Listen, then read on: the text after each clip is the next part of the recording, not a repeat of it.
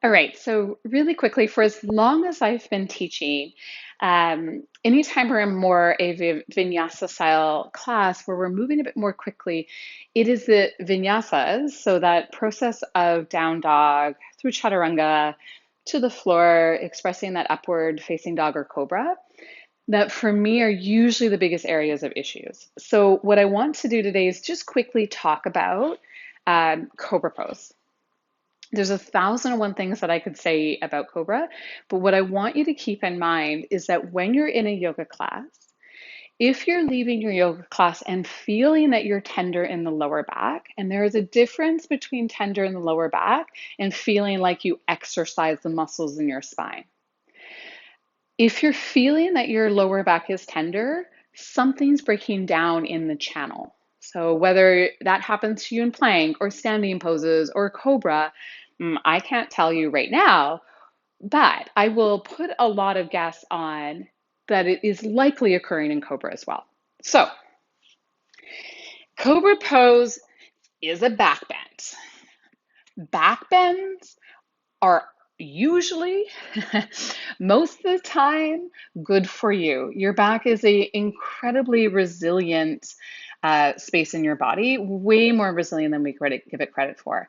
And more people will have issues with forward bending or that rounding of the back, but most people love to round their back and are afraid of back bends. So, in this little back bend, what I want you to think of is if your lower back is a bit more on the sensitive side, that you don't need to come up into the same height. I don't want you to get all big in the shape.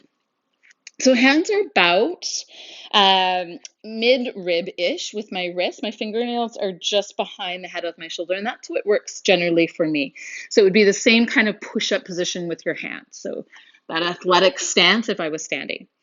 Forehead down on the ground, toenails down on the ground, and I actually want to push down enough through my toenails that my kneecaps might lift, and I'm going to push then through my pubic bone a bit more.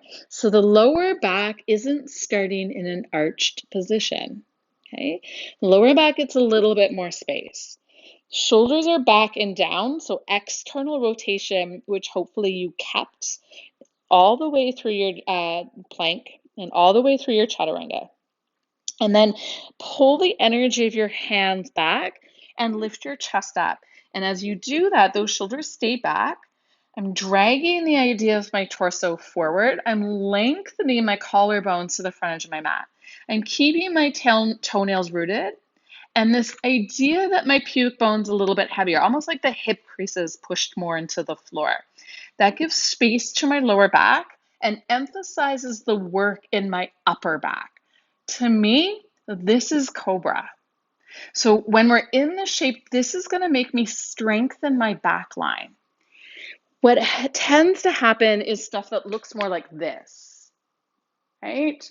The arms are locked out, the shoulders are internally rotated, and as you can see, my lower back is the only point of movement. Don't do that. Even if you're coming up higher, because we all know it feels nice for a lot of us, shoulders hug in, toenails root down, pubic bone is heavy, and I might lift up more, but my elbows sort of rotate and I keep that external rotation of my shoulders. I'm pulling back with my hands and I'm pulling my heartstrings forward.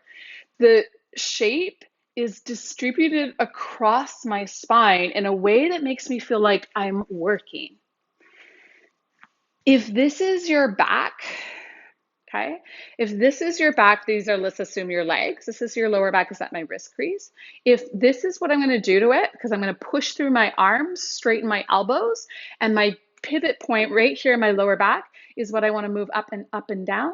That is a lot of stress into a joint in a quick movement. So my recommendation is don't be here. Don't do this. So if you want to see that again, here's what tends to happen, right? People are in down dog. They come forward into plank. Most of the time, they'll internally rotate, so the shoulders will feel like they're up and towards my chest. Hopefully, that's not you. You lower down, you arrive in one piece, untuck the toes, lift the heart in a way that makes you feel like all of this channel is working. It shouldn't be much different if I lifted my hands off the floor. So when you're in a quicker class, it's easy to lose sight on that. So just remember that bigger is not better. When it is coming to the health and longevity of your back, why not strengthen it? Keep the shape smaller and make it work for you better. Anyways, I love questions. Shoot me off questions. But that's just something I see a lot of. Thanks, guys. See you later.